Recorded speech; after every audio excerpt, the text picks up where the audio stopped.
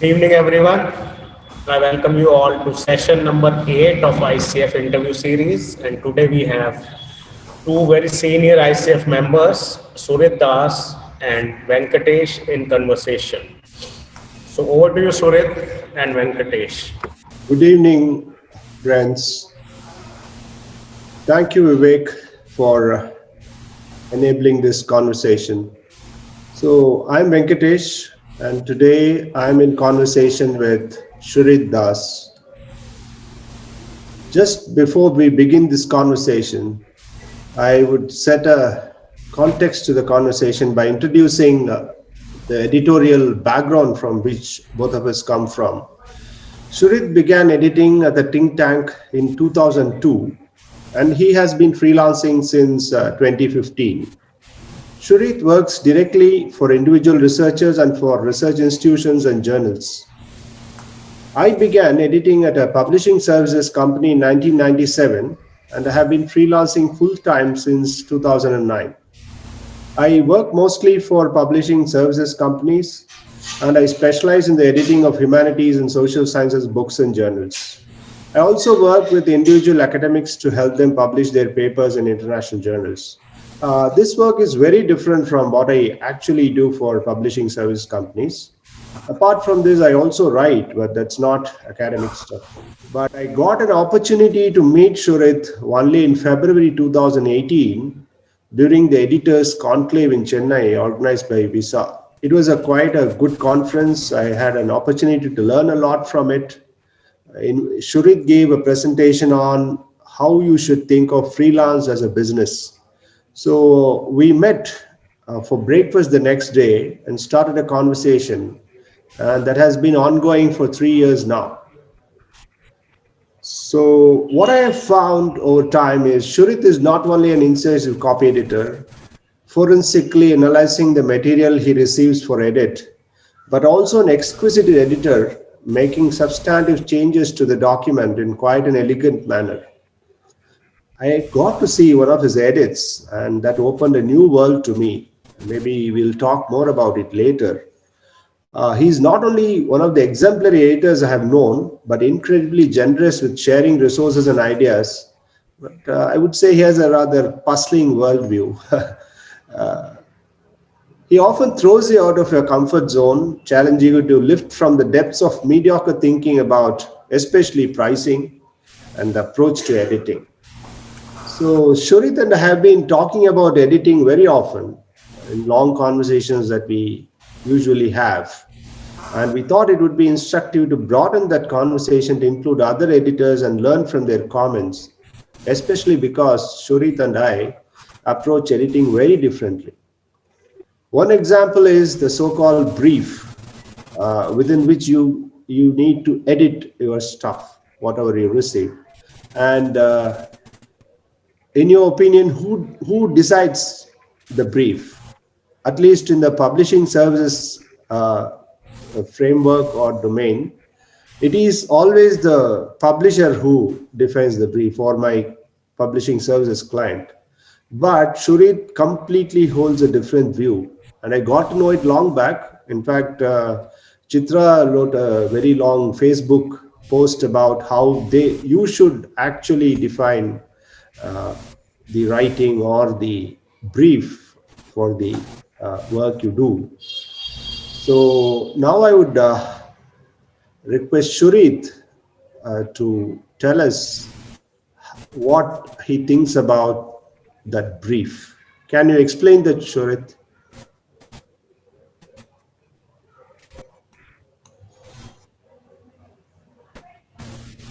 Shurit?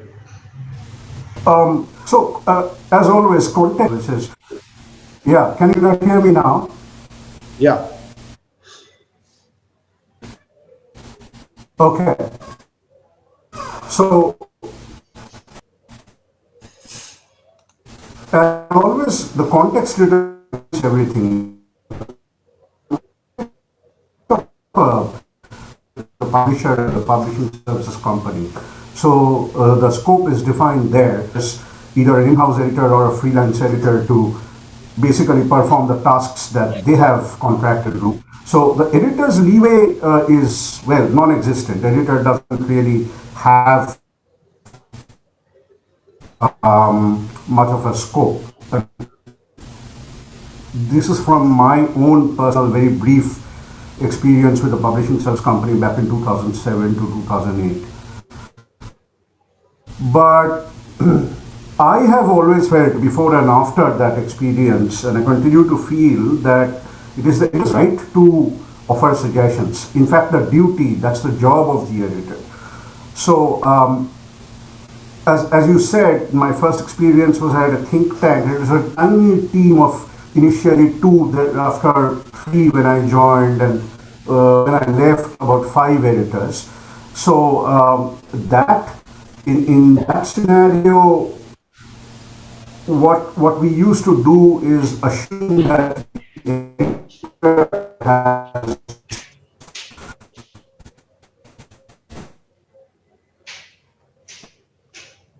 Surit, your audio seems to to have interpret the brief, because usually the clients want. You can't hear me, have you? Can you? slightly, it goes off and on. Like, So I let me see if I can connections.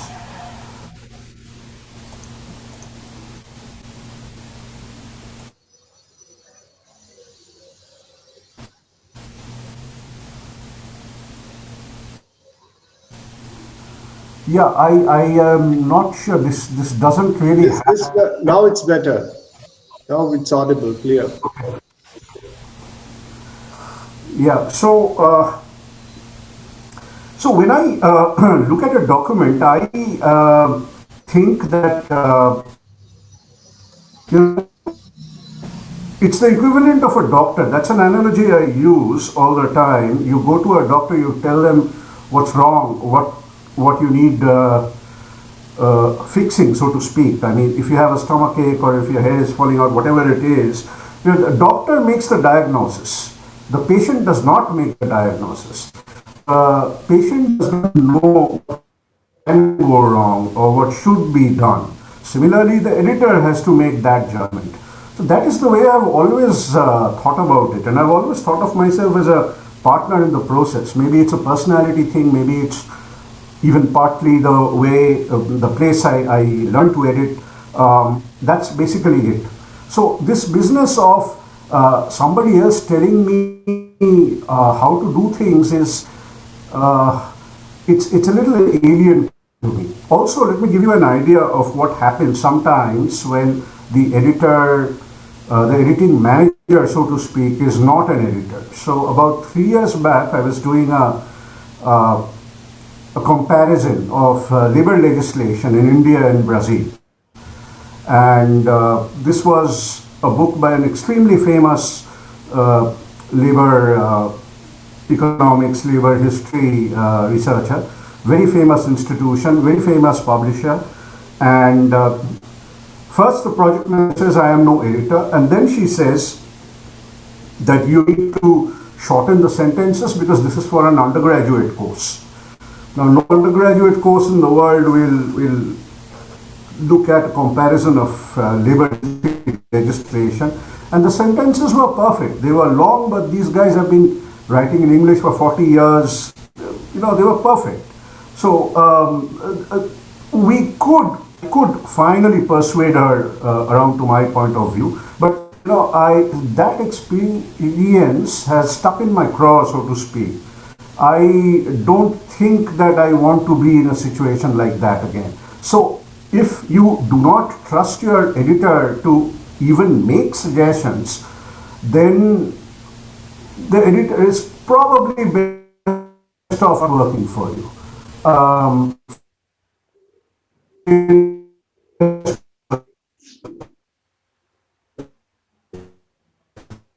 Of course, this is when I'm talking directly to the author, when you're talking directly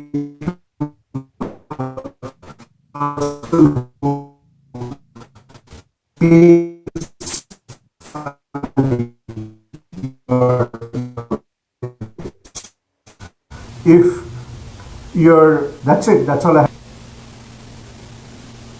Did you hear me?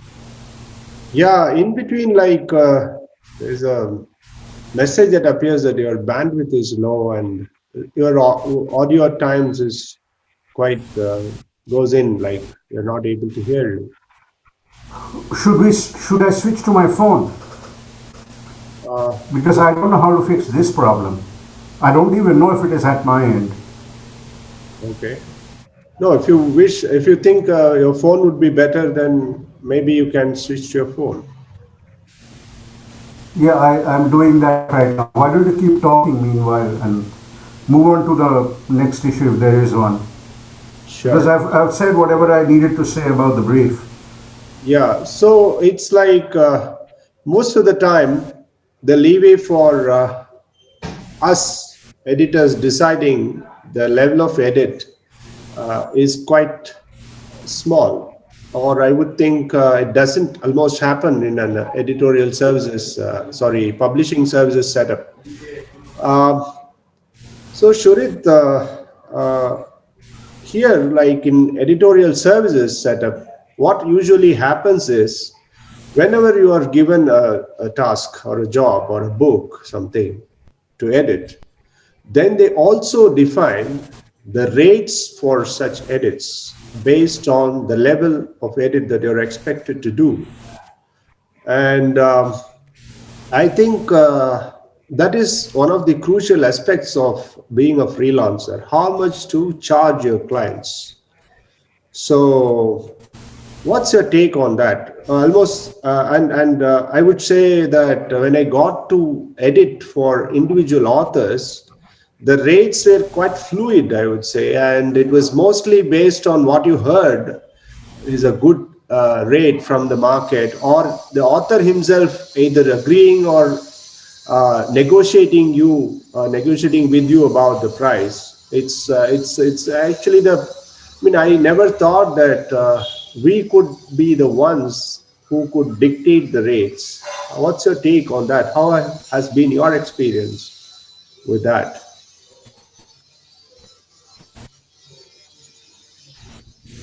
Shurit, are you able to hear us? So, sure, initially in 2003, yes, yes, I could hear you. I could hear you. Yeah, Can you sure. hear me?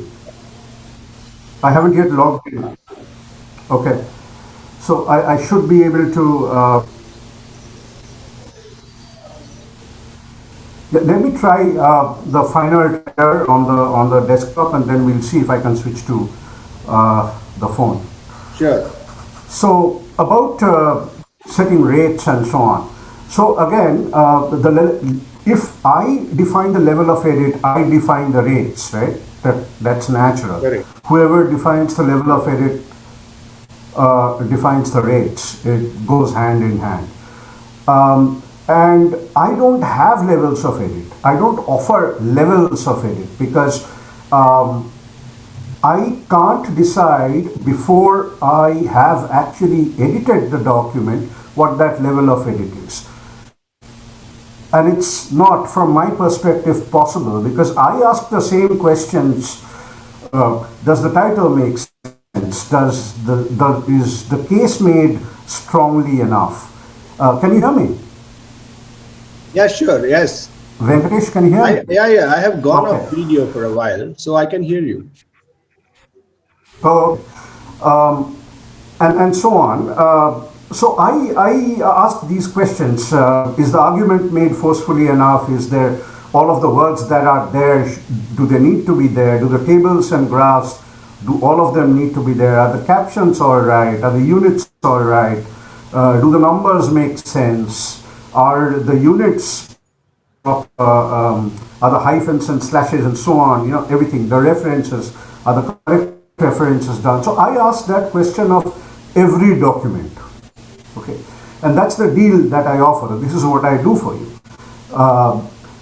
So the level of edit, as you call it, is determined only by the difference from the material that comes to me and what I have and what should go to the publisher. So I think of the material that comes to me as raw material, and I think of the work that I do as necessary to turn it into the final product. So this is the the concept that you were talking about in Chennai, this, as you called it, the service mindset and the product mindset. So I hadn't heard of these concepts earlier, but I think that as far as I'm concerned, the service is the product in the sense that my job is to turn what is far or some distance from publishable material and convert it into material that can be published and will be read and understood. Okay, so that's the primary criteria. So you have about 20 or 30 questions that you need to ask and changes that you need to make. Now a heavy edit or a heavy edit is one in which I have to make a lot of changes to make that material publishable. It's not determined before the editing process starts. So it's a little impossible, it's completely impossible for me to offer different kinds of rates for different kinds of edit. There's only one set of questions that I ask. And depending upon the work that I have to do to answer the questions, it's a heavy or a medium or light edit. Okay? And these words in my universe, with the people that I work for or with, these words L1, L2, L3, heavy, medium, light, substantive, developmental, none of this makes sense because as far as they are concerned, they've done their job, they've done the thinking, they've put the words down in the Microsoft Word sense of the term, and they have sentences in the Microsoft Word sense of the term, and it's your job to make sure that those words and sentences are in the correct alignments to get the meaning across. And that is the job that I do. So there's only one rate, and over time it all evens out. So that's the way I look at editing and price setting and rate setting. Have I answered your question? Yeah. So do you allow for negotiation of your rates with the authors, or you say, this is my rate, take it or leave it? I wish I could say that I do not allow for negotiation. Unfortunately, and primarily until about maybe a year back, I would accept any rate that I'm offered, almost. So, for instance, if I am offering, let's say, the fee of, let's say, 1,000 rupees, and somebody says I'll pay 800 bucks. So I'd say, okay, I won't do the references. Okay, and we'll accept 800 bucks. Now, there's something that has changed. In 2018, I found a client that's a journal that sends me work 3 times a year, 3 issues. And that's a lot of work and it pays my expenses. So, not my savings, not my investment, just my expenses. So, right now I'm far more comfortably off, far more stable than I used to be even 18 months, 24 months back. So I have the leeway to say no to a client that I don't want to work for, or work that I don't want to take on, or where the deadlines are crazy, or where I know that it's going to take a lot of back and forth and a lot of haggling over every editorial decision. I'm basically optimizing for, shall we say, peace of mind now. Even 3 years back, when we met in Chennai, I was optimizing for maximum money. So the day I flew into Chennai, I was up till 5 in the morning working on a document. I slept on the plane. So large sum of money. I mean, I quoted a large sum of money. Okay. Look, I'm going to switch to the phone now, okay? Shall I continue the conversation? No, don't. I'll switch to the conversation, the phone. Just give me 1 second. Sure. Because otherwise it's not working out at all. So WhatsApp and this. and Zoom and all this. So as you do that, I'll just have a small brief on what you said. Uh, so the services versus product mindset that Shuri talked about basically stems from an experience of writing about product software startups that I used to do for some time for yourstory.com. So there, the contention is that India should aim to become a software product nation rather than a services nation, because your growth in a services domain, or by just by offering services, is quite limited, because the clients are going to give you certain tasks which you're going to accomplish by their specifications and get paid only a certain amount of money. But if you think of a product that you can develop for the entire world, and the growth is expected to be exponential, because you can it's just a simple product that's used by so many million users will fetch you a large amount of money compared to servicing, say, 500 clients at a time. So this difference between services versus product mindset is also, if you extend it to editing, it means that if you have the skill set to tell the author that I can turn around your manuscript in the way it appeals to a certain audience, or if the author original is very poorly written and he has no clue on what to do about it to get it published, and if you can offer the solution to him in like the way Shurit explained a while ago, then you are in a better off position of commanding better rates from the author, from any customer that you work for. If you are in a position of power, or you are in a position to dictate the terms of your work and rates, I think it makes your life a lot more better that way. So this has been one of the points of conversations between me and Shurit for a very long time, that we should move away from this narrow domain of doing just style sheet driven edit to something more substantive, uh, and look for work that pays us more. And uh, and uh, and Shurit, can you explain about that life as an editor? I mean, are you making enough money to pay your bills and have some surplus to enjoy the other what you call um, pleasures of life that you want to, if you go about doing the job the same way you're doing it today? Well, I'll answer this question a little later, but you were talking about raising rates and so on. By the way, can you hear me clearly now? Yes, yes, very clearly. Okay, excellent.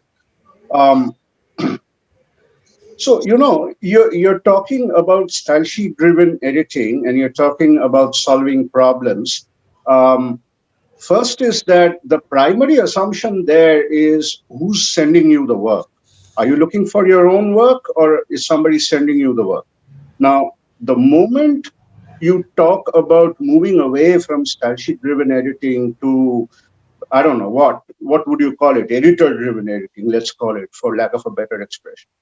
Um, what you're essentially saying is that you're looking for the work, you're finding your own prospects and clients, you're doing the filtering, you're doing the negotiation in terms of scope of work, you're negotiating, however poorly or well, your rates. Uh, Also, I haven't talked about it, this aspect. You're looking at different markets, different geographies, different types of prospect, different types of content. Okay, so Mm, to me, what seems to me very odd is that pretty much all of the conversation that I see is from editors who work for publishers or publishing services companies. But there are universes beyond those universes, right? There are the development sector universes. There are the NGO multilateral organization universes. They are the banking, financial sector, insurance universes, and God alone knows how many other universes there are that I am not aware of. Oh, I forgot to talk to you about the marketing communications enterprises. So about in 2015 or 16, there was a post on the ICF pretty soon after I joined from some organization in London. They were doing some work for an organization based in Boston who were working for an magazine set up by HP printers. So that's for information technology decision makers, they used to call them, ITDMs. And they were essentially cleverly couched, not very cleverly couched material that's basically prompting people to buy HP products. And they also talk about interesting things that they think will be of interest to ITDMs, in information technology decision makers. So there's a marketing collateral. And there's a huge subculture in advertising agencies, for instance, where people can think and the people can imagine things and they can conceptualize, but they can't write for toffee. This is according to a friend of mine who works in advertising. Um, and lots of people hire copy editors in copywriting agencies, not necessarily full time, but sometimes on contract. And lots of small firms look for people to write marketing collateral for them. Corporate communications is another universe. Internal communications in corporations is another universe. So there are many universes that copy editors can inhabit. And if you go on to the other forums, uh, the EAE and so on, and if you follow just for 7 days all of the conversation, you will see all of these universes being discussed. So it's I think there is not enough awareness for whatever reason of these universes, which is why we keep talking about publishing companies and publishing services companies all the time. And it's a little odd to me because it's definitely a buyer's market here. It's not a seller's market. So if you're a seller and you're in a buyer's market, as far as I'm concerned, you would want to get out of there. And people are not trying to get out of there, which I find very funny. And there is a very good reason for this. Lots of people do not want to look for business on their own. It's extremely stressful. And it is stressful.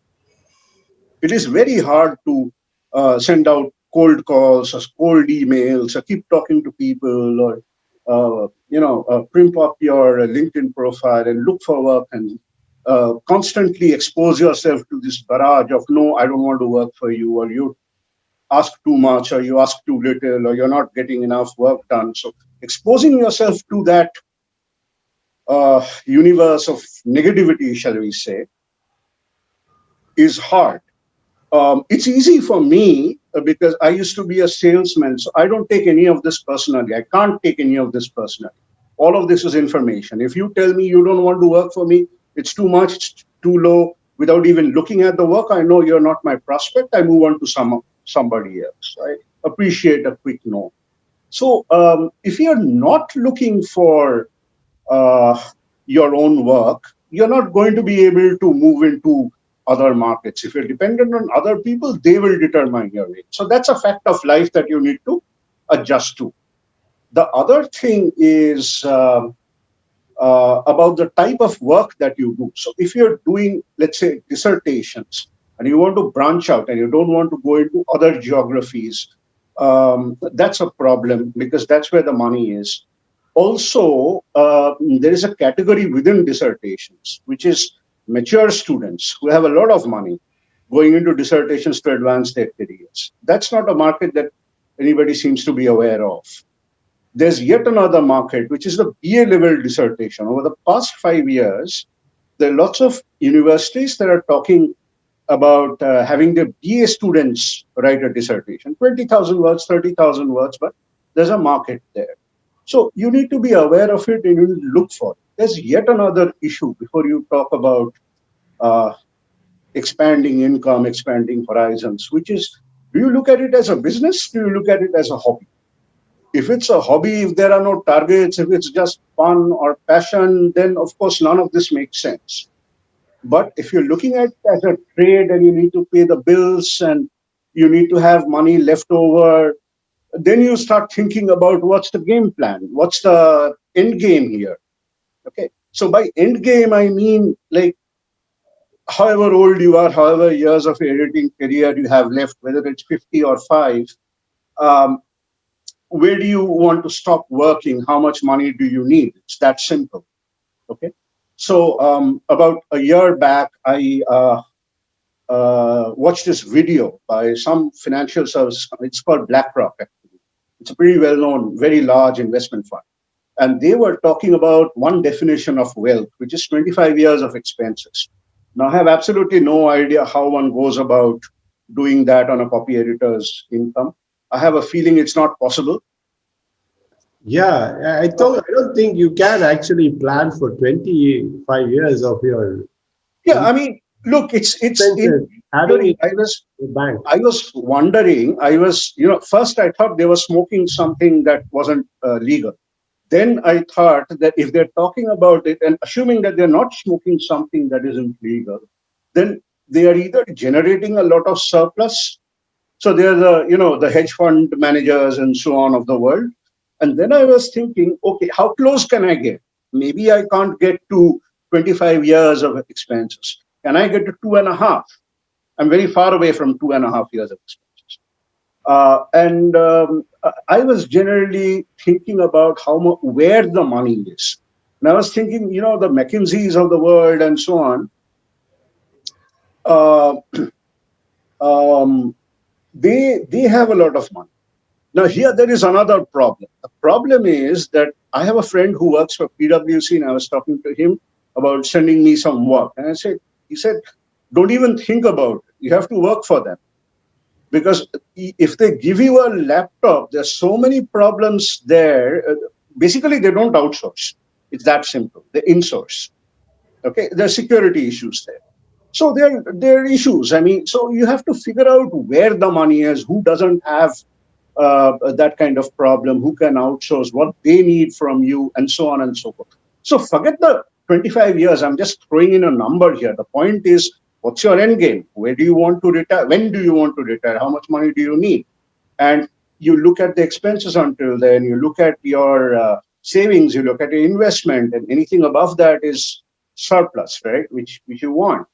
And you think about a way of looking at costs and looking at the surplus, and you look at the time you want to work, and that's your rate that you want to work for. Anything below that is subpar, anything above that is good. So that's how you go about thinking about money. And I mean, I have been trying to.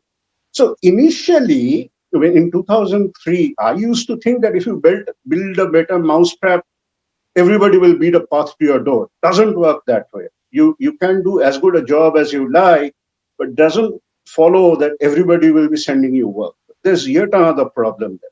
Let's say I work for you and you give me 1 paise a word and you are delighted with the work that you do. I have done for you. Okay. And then you refer your friends and associates to me. Now they're your friends and associates, right? So the first thing they will ask is, how much does this guy charge? And you tell them 1 paise a word. Now, I don't want to work for them at 1 paise a word. Why would I do that? Because I already have you as a client. I would want to work for them at 2 paise a word, but they won't work with me at 2 paise a word. So you have to continually look for new clients, new markets, and there is only so many hours in a day. There is only so much work that you can do. So if I have Venkatesh at 1 paise a word, and the next client is also 1 paise a word, and then the third client is also at 1 paise a word, how many hours will I work for 1 paise a word? So this business of good work leading to more clients is possible, although there are exceptions to that. People will be sending you work. That has happened. I've never been short of work, but increasing rates is very, very hard. So you have to keep marketing all the time. And there's yet another problem with rates. Today, I am setting a price for you, for Venkatesh, at 1 paise a word, which is good for me. Okay, it meets, let's say, my profit, savings, investments, my costs, expenses, savings, investments, and surplus. Okay, it's you're my ideal client. You send me regular work and so on and all that, and we have a contract that is renewable every year. How likely do you think you're going to raise my rates at 10% every year?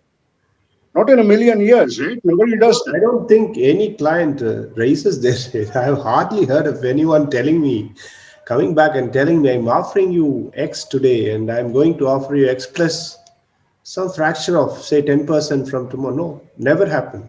They actually negotiate down the prices, not negotiate up the prices. But my landlord raises the rent every 10%. That's true. Okay. So, but I don't build a clause into my contract saying that the prices will go up 10% or at whatever rate my landlord raises. Right. So there's a flaw in the thing. So the rate that I am setting now should either go up at a certain percentage every year automatically, or you should cover a certain number of years, so that if you need, so at 10% a year, let's say everything goes up, prices of everything goes up at 10%. So in 8 years, it's two paise a word, right? That is what it should be. So you quote 2 paise a word for the next 8 years, no negotiation required. And 8 years later, who knows what will happen? Or if you think that the life cycle of the client is 25 years or 15 years or 10 years, then you say that this contract will last for 3 years, and then we will either negotiate prices or we cancel that. Okay. Now, that these are things that you have to consider. So there are many, many, many, many issues to think about when you're looking for your own work. Sometimes I think it's probably better to work at the L1 levels. Earlier this year, I was talking to somebody. I will not mention her name, and she had initially quoted a rate of 5 rupees a word. And this guy said, I can pay 2 rupees.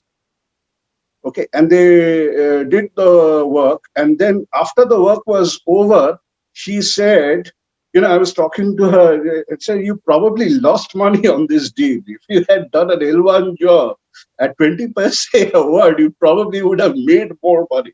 And she was laughing her head off. She was saying, that's probably true. I haven't actually done the calculations, but it's probably true. I have a problem with that approach. The problem is that if I look at a document, I can't calibrate work. So let's say you send me a document where there are 18 kinds of problems, and you tell me, okay, you look at only these 3 kinds of problems. I will not be able to do that. Lots of people can do it. I have seen them do it. And at least at the publishing services company I have worked for, they've done it beautifully. But I have always been a failure. So there's a temperamental problem. There's a discipline issue. There are these problems. I hope I've answered your question, although I've gone off on many tangents.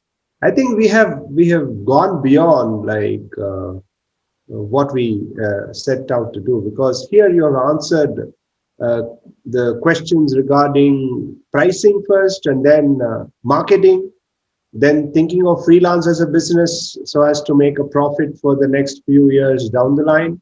So all these have been covered in what you have said so far. So to sum up, I would say, like, the editors shouldn't be happy with what they are right now commanding as a price for their work, and they should always look at work that gives them better prices, better markets, for which they have to figure out how to find better markets. That's the conversation we have been having for so long. Like, in long conversations that used to be the point of contention between me and Surit.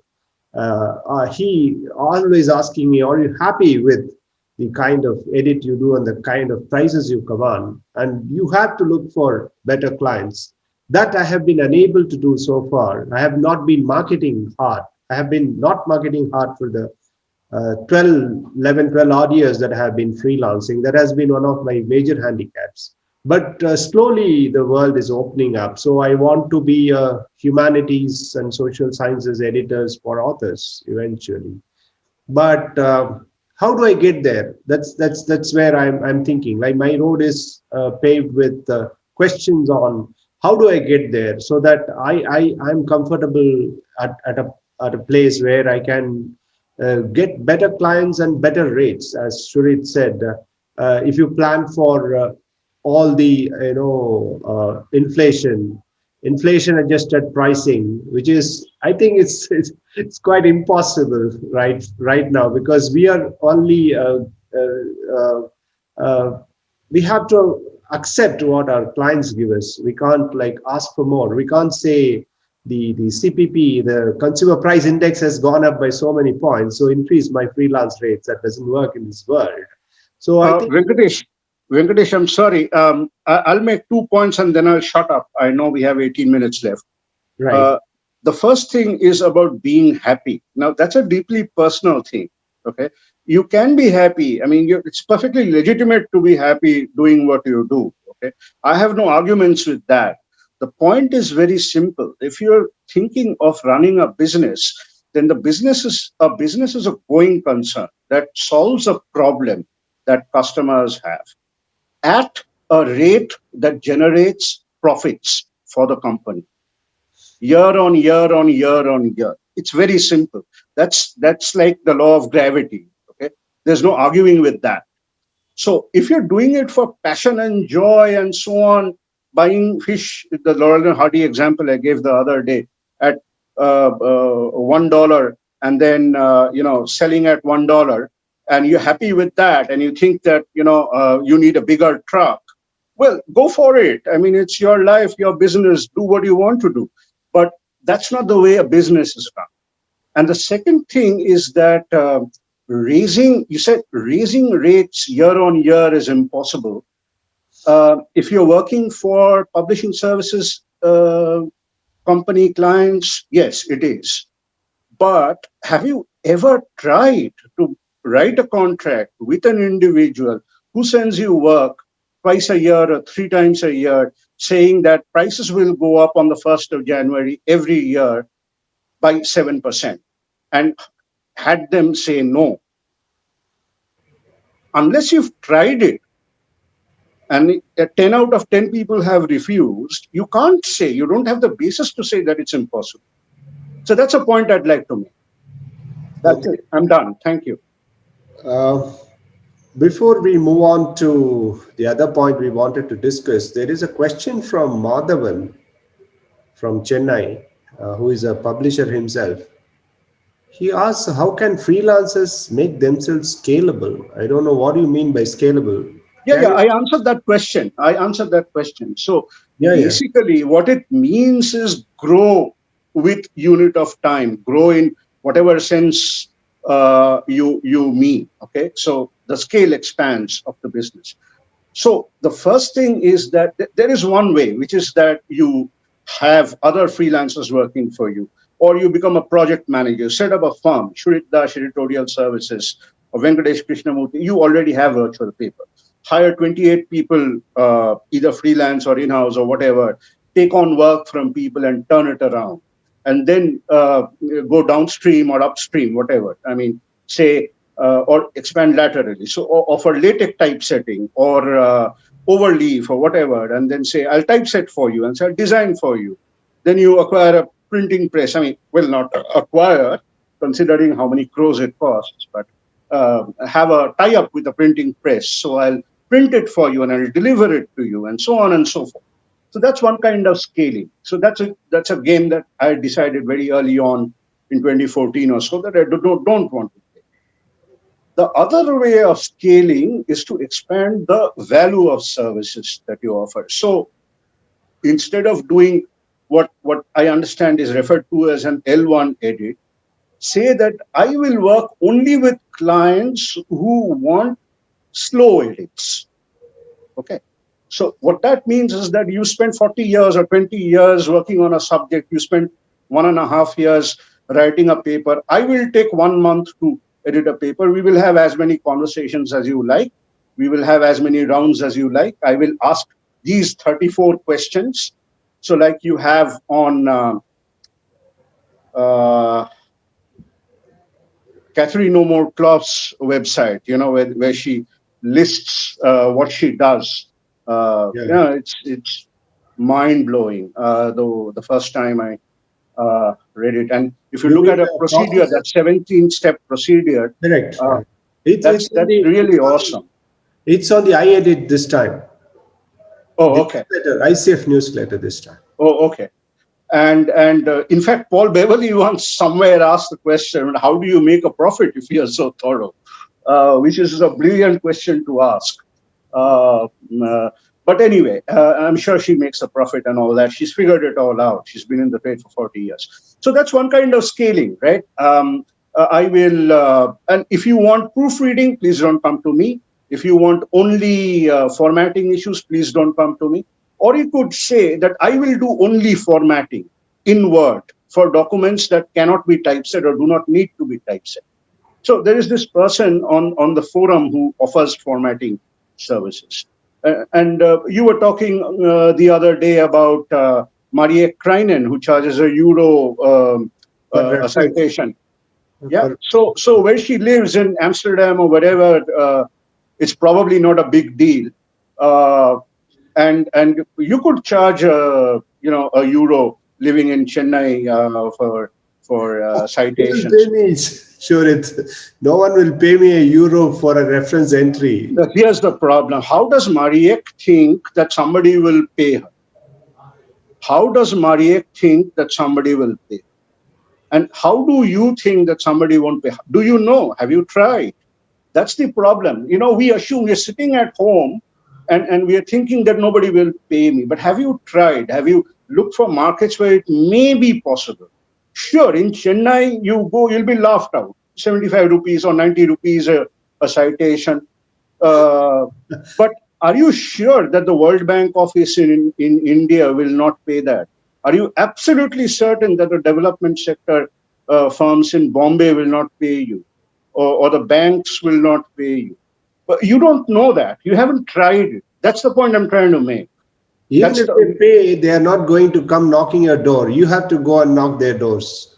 But that is a given. So when I'm talking about freelancing, I am talking about business people. I am not talking about people sitting at home thinking that their salaries will come even if they don't have to go to the house. So it's a little odd, and I don't mean to cause offense. I want to prompt some thinking here. Freelancers are business people. Most of us we tend to think that we are basically salaried people without salaries or benefits. We think that the work will come to us, we will do the work, and that is the end of the story. But who does the sourcing? Where does the work come from? I mean, we never actually think about how a business operates, where the work comes from, where the work goes. We don't think about the entire workflow. Now, the moment you say that I'm a freelancer, you're assuming responsibility for the entire workflow. You're not responsible only for the editing. So looking for better markets is very important. So think about the guys in the 70s or 80s who went abroad to London and New York and got the contracts in the first place for the publishing industry, publication services industry. You're basically there. So that's the way I think about it. And that's all I have to say. Okay. We'll, so So Vivek says, read the psychology of money. I don't know yeah, I what. saw that. I have that book. I haven't read it. Okay. Maybe he can, if he has read, maybe he can give a capsule summary of that at the end of our conversation. And Shayantani Day, I think I got her name right. I don't know. Sorry if I pronounced your name. Shayantoni, but don't even try. Okay. So She says reference on the same price is a moral dilemma. I don't know. Like you can't talk about moral dilemmas. You have to make money. I have a different take on that. I mean, you're doing the work and getting paid. Where is the moral dilemma? I don't know. Like if somebody says, if one reference has given, if somebody has given you a reference, and they say they have told your prospective client that you charge X amount of money, and you tell the prospective client that you will charge Y amount of money, which is more than the X. I don't think there is a moral dilemma there. I hope not, because uh, as a going concern, as a freelancer, you are in the business to make money. Where is the, and you? I mean, I hope you will be fair in your pricing, and where I don't think there is there's a question of moral dilemma there. You have to just stick to. I mean, stick out your foot and say, I will price you this much. You take it or leave it. If at all the rates are so poor that you can't afford to take that work, I mean, you have to make that decision. You have to make sometimes some harsh decisions like that. Don't think of moral dilemmas. I think there's no scope with the little money you make. If you think of moral dilemmas and end up taking that work, I don't think it will work out for you. So, Shurit, we have 8 minutes to go, and we talked about something that yesterday, that we how to take feedback. So I said I'm quite emotional about it. I am happy when I get a good feedback. And I'm slightly depressed when I get a not so favorable feedback.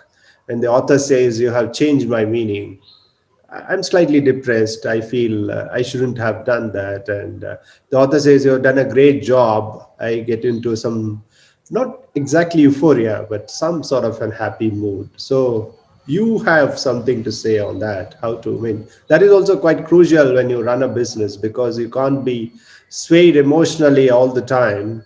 So that I mean, you have to eventually get on with work. So your take on that, Shurit, before we close. So I suppose I'm a bit of an oddball, not a bit, mostly an oddball, because I see a lot of people on the forums sharing what they call positive feedback um, uh, from clients, and apparently it makes people feel very tingly and happy and all of that. And frankly, I feel nothing at all, um, except on two occasions. I'll talk about those. Um, and that is because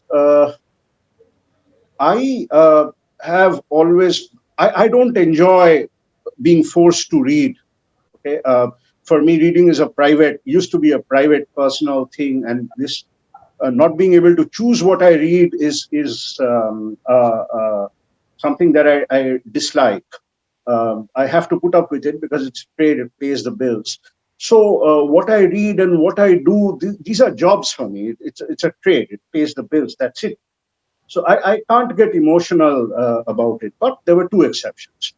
One was very recent, maybe last year, when a journal I worked for, there was a paper that nobody could make sense of. It was sent to me.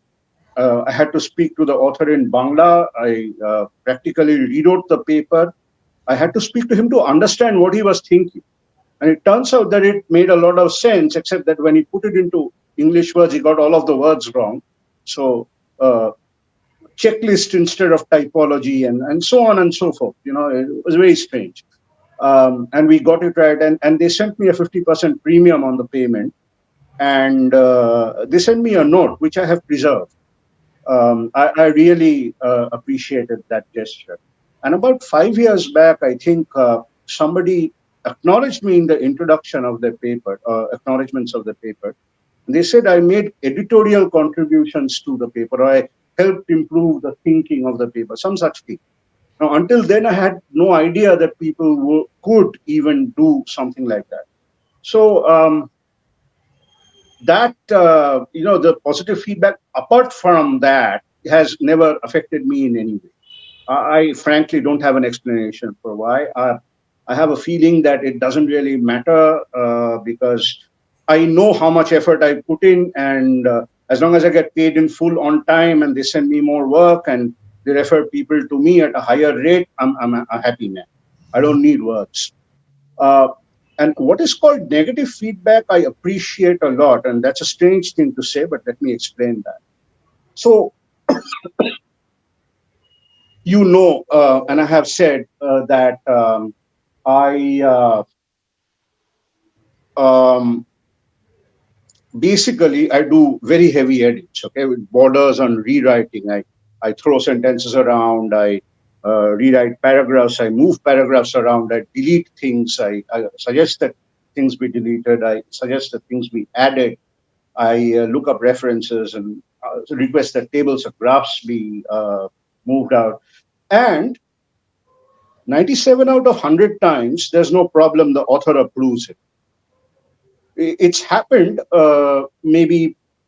it's happened twice this year, and it's happened once about 3 or 4 years back. That's the only time I remember. I'm sure it has happened more than that. That people have come back to me and said that you've used not my words, my voice has changed. It's not my paper. Okay, it's all right, but the sentences are longer and so on. So I looked at the paper and I saw that the sentences were longer, but I thought I had put all of the connecting ideas together so the sentences made better sense. But they didn't make better sense to the author. In another case, I don't remember exactly what the problem was, but there's this theory, there's this training program called 8-Step Editing. It's offered by the Editors Canada. That's their editorial association. And so the story goes that in the 80s, the gentleman, the editor who developed the editing course, uh, he said that there was an experience. He'd edited a document for a friend, and the friend said that this is a brilliant edit, but it's not my paper anymore. It's your words, it's your voice. And he thought about it. He used to think that he was a very good editor. And he realized that you can't mess with the author's voice. Now, my current dilemma is that if in 97 of the 100 times people approve and applaud, so to speak, my edits, and in the other 3 times they don't, they feel that they've changed, how do I adjust my editing approach? So that's one of the problems I'm dealing with. So as far as positive feedback is concerned, great work, thank you very much, meticulous, it means nothing at all. But if you give me information that I can improve my editing of, that is very useful, because I haven't had a boss since 2009. There's nobody who reviews my edits. Unlike you, I don't have somebody who looks at my edits and with a checklist and does quality control of any sort. So there's only the author and me. So sometimes it can get a little bit um, lonely, in the sense that there is no scope for knowing how you're doing. I can't ask anybody for feedback. I mean, if I ask my boss at the journals, um, I have actually, and all they say is do it faster, which is not particularly helpful, not the information I'm looking for. Do whatever you do, but do it faster. So, Okay. well, that's that. So I think we have almost come to the close. I request Vivek to allow us to take one question that have see here. It's from Jyoti. She asked, "Who drafts the contracts?" So, if Jyoti, if you're there, can you unmute yourself and explain, like, what do you mean by who drafts? What is that? Yeah. The question is very simple. It's basically, if I'm the freelancer and you're the client, who drafts the contracts. So typically the client drafts the contracts, right? I mean, in your experience, if you're working with a publishing services company, so they have a team and so on, boilerplate text and so on. So they draft the contract, you sign it, you send it back, and it's over. But I've been talking about negotiating and all of that, setting rates and putting a price escalation clause in the contract and so on. So naturally, the question is, no buyer will put a price escalation clause in the contract. Who drafts your contract? So in certain cases, I draft my contracts. In certain other cases, other people draft their contracts, but only after I review. Goes both ways. Okay. Have I? Yeah, it's probably a good idea for Jyoti to unmute herself and tell Yeah. me if Uh, that answer the question. yes, thank you. Thank you. Yes, that does answer my question. I was just concerned that as a new novice freelancer, maybe you need professional help to draft, but you probably cannot afford professional help to draft your contract. So it kind of creates a chicken and egg problem, I guess, at least for people who are just stepping into this field. So, and like you rightly mentioned, there are a lot of factors that need to be considered, and you don't want to draft a half-baked contract and then end up regretting, what you've put in there later on. So we're just wondering how new people go about doing this. That is all. No, actually, you could engage a lawyer or your auditor, your accountant can help with it if you are looking for a good contract. So you have to seek the help of your auditor or an accountant, the auditor or the lawyer, I mean. There's no way of like you drafting your own contract and sending it off because there are a lot of legal implications that come also. Yeah, You have to be aware of. exactly. Yeah, you have to So, consult a lawyer or an accountant. so there Okay. are two things. By contract, I don't necessarily mean uh, 100 rupees stamp paper and notarizing it and so on and so forth.